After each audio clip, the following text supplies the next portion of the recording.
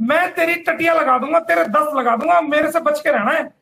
तो आप मेरा क्या मुकाबला करोगे? आपको मैं 20 बार खरीद के ना 20 बार छोड़ सकता हूं, क्या समझते हो आप मेरे को? इसको 10 करोड़, मेरी रेपुटेशन पे उंगली उठाया है मोमिन मलिक की रेपुटेशन पे, जिसने भारत के लिए हमेशा ऐसे ऐसे काम किए जो इसकी 10 नस्लें नहीं कर सकती। इसको मैं 10 करोड़ रुपए का लीगल नोटिस दूंगा, और इसके खिलाफ जो कोर्ट की ऑर्डर के बारे में, क्योंकि कोर्ट ने इनको आदेश पारित करके नोटिस जारी किया है, कोर्ट के ऑर्डर के बारे में जो ये गलत बोला है, उसमें इनके खिलाफ कोर्ट ऑफ कंटेम्प्ट इनके खिलाफ फाइल करूंगा और मानहानि का मुकदमा फाइल करूंगा। और ये मेरे से बच के दिखा दे और मेरा सामना करके दिखा दे। हिम्मत है तो मेरे सामने आना, कोर्ट में दम है तो तेरे में आ, तुझे पता लगे किससे टकराया, तू आ जा। तुझे पता नहीं ना, तू दूर से ऐसे देख रहा है कि ये ऐसे शरीफ सा आदमी है। ये जो तेरे जैसे आदमियों को मैं देख चुका हूं।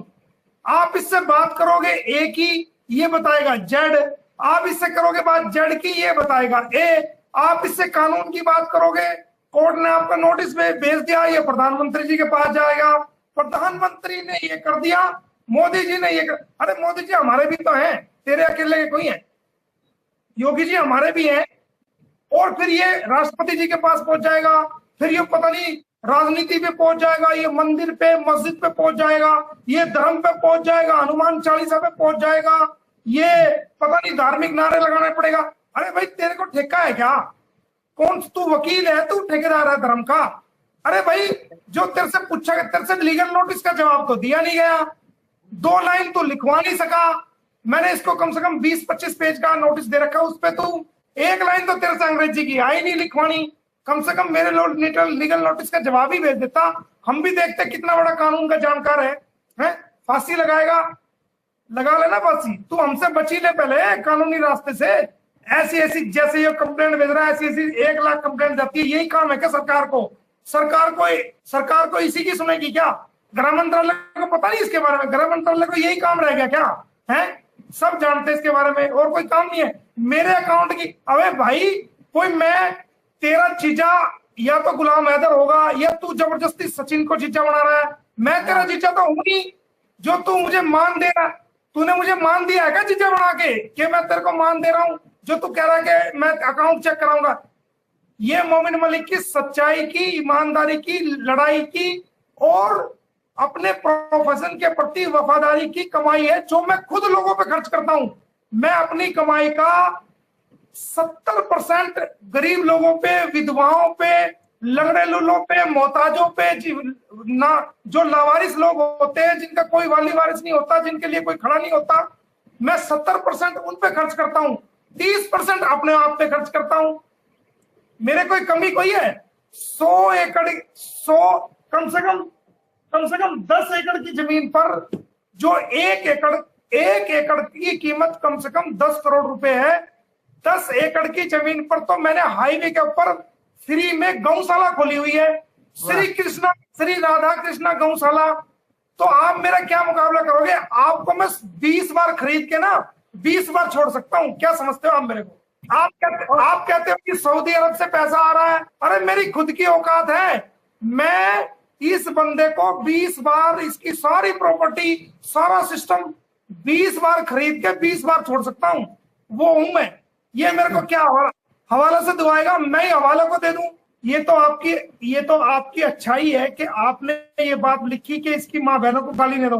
देखो ये जैसा मर्जी हो, दुनिया इसके बारे में जानती, इसकी माए बहनों को गाली देना हम भी नहीं समझते, वो हमारी माए बहन के बराबर है, क्या इससे हमारा कुछ भी है, लेकिन हम इसकी माँ की इज्जत करते हैं, इसकी बहन की इज्जत करते हैं, इसकी बीवी की इज्जत करते हैं। इसकी अगर कोई बेटी है तो उसे हम अपनी बेटी मानते हैं, वो हमसे, उनको कहने का कोई राइट भी नहीं है। ये भटका हुआ है, इसको समझ जब आएगी, जिस दिन ये घाट में पड़ा पड़ा पजामे में ही लैट्रिन करेगा, पजामे में ही पेशाब करेगा, ये इसके साथ होना है। इस ऐसे आदमियों के साथ ऐसा होता है। मैं आपको बता दूं कि ये कह रहा है आतंकवादियों से, ये मैं इसको पूरे 1-2 दिन में, कल संडे है, आई समझे बात, अब से पहले भी जिन जिन लोगों की मैंने लड़ाई लड़ी है और मैं जीता हूं, मेरी दुश्मनी एक से नहीं, मेरी दुश्मनी सैकड़ों लोगों से है। सैकड़ों लोगों से मेरे मुकदमे पर्सनल भी हैं, चल रहे हैं। क्योंकि जब आप किसी के लिए इंसाफ की लड़ाई लड़ोगे तो ये ऐसा हो ही नहीं सकता कि आप पे कीचड़ ना उछाले कोई। आप पे कीचड़ भी उछालेंगे, आप पे मुकदमे भी दर्ज कराएंगे, आप पे अटैक भी करेंगे।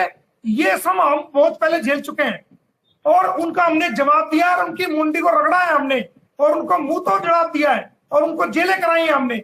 हम सभी रास्तों से निकल चुके हैं। ये क्या समझ रहा है, ये क्या जाने, अभी बच्चा है मेरे सामने। तो जब से फेसबुक चल रहा है, सारी एक्टिविटी कहाँ कहाँ मैंने सोशल काज किए, क्या क्या मैंने किया, सारे अखबार, सारे फेसबुक पर पूरी सरकार को पता है। ये क्या समझ रहा है, एनआईए का मुकदमा मैंने लड़ा है, एटीएस के मुकदमे मैंने लड़े हैं, और तो जो समझौता बॉम्ब ब्लास्ट हुआ था उसके मुकदमे मैंने लड़े हैं। अरे सारी एजेंसी सेंटर की रोज आती थी, रोज सुनती थी मेरी बातें, रोज देखती थी, रोज चली जाती थी। सबको पता, ये क्या जाने, ये एक जरा सा निर्भया कांड लेके मशहूर हो गया। ऐसे ऐसे मैंने पता नहीं कितने मुकदमे मैंने किए हैं। ये बच्चा है, अभी बचपना नहीं गया इसका। ये कह रहा है कि सनातन धर्म का हम अपमान करने। अरे सनातन धर्म का तो तू अपमान करा रहा है, तू करा रहा है अपमान सीमा के जरिए से।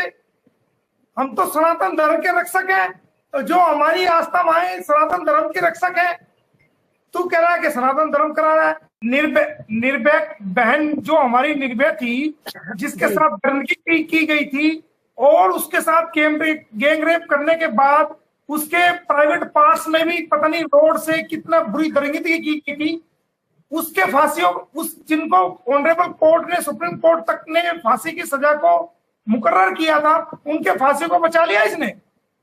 आपको मैं लिंक भेजूंगा, अखबार की कटिंग भी है, जजमेंट भी है। 5 जजेस बदले गए जहां मैंने फाइनल आर्गुमेंट करी। 74 से ज्यादा गवाह कराए मैंने और कम से कम 174 पेशियां लगी कोर्ट के अंदर। और जो निर्भया के माँ बाप थे उनको मैंने सोनीपत से पानीपत शिफ्ट कराया, उनको मकान दिलाया, 17 लाख रुपए सरकार से मुआवजा दिलाया। और मैंने जब वो मुझे फीस लास्ट में जब फांसी के ऑर्डर हुए तो दोनों पेरेंट्स, 2 ही बच्चे थे, दोनों मार दिए थे, तो वो पुलिस सुरक्षा दिलाई मैंने उनको। तो जब फैसला हुआ 5 साल के बाद उनके हक में फांसी के ऑर्डर हुए, तो वो मुझे कहने लगे कि भैया कितनी फीस दे हम आपको, अब तो लेनी पड़ेगी। मैंने कहा, और उसने अपना हाथ में मेरा हाथ अपने सर पे रखवा लिया कि आपको फीस लेनी पड़ेगी। तो मैं भी वकील हूं, मैंने कहा भाई, मैंने कहा था कि मैं फ्री करूंगा। तो मैंने कहा कि भाई मैं तो, आप अगर दे सकते हो तो मैं आपसे 1 पैसा फीस लूंगा, 1 पैसा। गैंग रेप एंड मर्डर का उनको फांसी कराने का 1 पैसा। मुझे पता था कि इनके पास 1 पैसा मिलेगा नहीं, फ्री हो जाएगा काम। लेकिन आप 2 मिनट दो, वो 1 पैसा मैं दिखाता हूं। वो दे के गए मुझे, कहीं से भी ढूंढ के लाए। 1 मिनट रुको, ये मेरा पर्स है और इस पर्स में वो 1 पैसा जो मैंने 5 साल निर्भया के लिए लड़ा और लाखों रुपए मैंने अपने पास से फ्री में लगाए, वो 1 पैसा कहीं से भी सुनार की दुकान से वो लेके आए ढूंढ के और मुझे 1 पैसा फीस दी। ये आप देखेंगे, ये वो 1 पैसा है, ये देखो।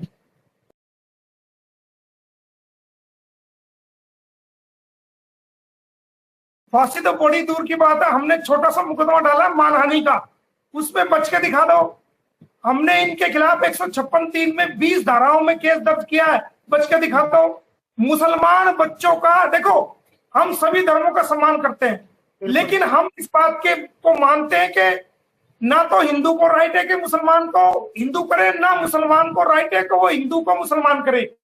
ठीक है, और हर धर्म कोई अपनी मर्जी से जाना चाहे तो वो जा सकता है, भाई। कोई जिसकी समझ है, सोचता है, कोई पागल नहीं है, कोई दिमाग से वो नहीं है, वो अपनी मर्जी से जाना चाहे तो कानूनी रास्ता है। डीसी साहब के यहाँ तो 3 महीने पहले आवेदन करेगा, 2 अखबार में निकलवाएगा, वो डीसी साहब नोटिस जारी करेगा, किसी को कोई ऐतराज है तो बताओ। वो कानूनी रास्ता है, वो हमारे भारत का संविधान और कानूनी रास्ता है। कोई मर्जी से जाना चाहता है, किसी धर्म पे जाओ, कोई रोक टोक नहीं। लेकिन नाबालिग बच्चों को, जिनको ये नहीं पता कि हिंदू कौन है, मुसलमान कौन है, सिख कौन है, ईसाई कौन है, और देश के बॉर्डर कौन से हैं, पाकिस्तान का कौन सा बॉर्डर है, भारत का कौन सा है, नेपाल का कौन, उनको तो कुछ धर्म के बारे में पता ही नहीं। ऐसे बच्चों, एक तरफ आप कहते हो जी हमारे लिए धर्म बराबर है, बराबर कहाँ है? अगर तुम्हारे लिए धर्म बराबर होते तो मुसलमान बच्चों को आप स्पेशल प्रोग्राम ऑर्गेनाइज करके उनका धर्म क्यों बदला आपने? बिल्कुल अगर सभी धर्म बराबर थे तो उनको वहीं रहने देते। तो हमने इसका घोर विरोध किया हमने। और एक वकील होकर के, एडवोकेट एक्ट में कहां लिखा है कि आप वकील को धर्म चेंज करने का अधिकार है? आप कहीं कोई पुजारी हो, कोई मुल्ला हो, कोई नेता हो, क्या हो आप? आपको किसने कानूनी राइट दिया? भारत की सरकार ने दिया, स्टेट की सरकार ने दिया। क्या रास्ता आपका? आप कौन होते हो किसी का धर्म चेंज करने वाले? किसी ने किसी को राइट नहीं है। ये काम आपने किया है, हमने कानूनी कार्रवाई ठोक के की है आपके खिलाफ। बल्लभगढ़ में पुलिस कंप्लेंट दी हुई है। अगर पुलिस कार्रवाई नहीं करती है तो हम कोर्ट में जाएंगे और आपके खिलाफ कार्रवाई कराएंगे। आपको कोई राइट नहीं है आप किसी के धर्म के खिलाफ, नाबालिग बच्चों का धर्म चेंज करो उसके फादर की मर्जी के बगैर, बायोलॉजिकल फादर। अब ये चारों तरफ से बहन जी गिर चुका है, ये धर्मांतरण वाले केस में गिर चुका है, ये मानहानि वाले केस में गिर चुका है, ये जो फर्जी जो जमानतें हुई उसमें गिर चुकी है सीमा हैदर। और फैमिली कोर्ट ने भी जो ये सचिन मीना की वाइफ बता रहा था इसको नोटिस जारी कर दिया है। इसकी मुसीबतें बढ़ चुकी हैं, इसकी 83 सेक्शन दुश्मनदेह ये सब फैल हो चुकी है, सब इसके जो ठुस हो गए, इसके जो फुलझड़ी थी सब ठुस हो गई है। तो ये कानून के नाम पे लोगों को गुमराह करता है। जैसा ये निर्भया कांड में सीमा कुशवाहा को समझ रहा था कि वो बेटी क्या करेगी, ये करेगी, इसने मुझे भी ऐसा समझ रखा है मैं तेरी टटिया लगा दूंगा, तेरे 10 लगा दूंगा, मेरे से बच के रहना है।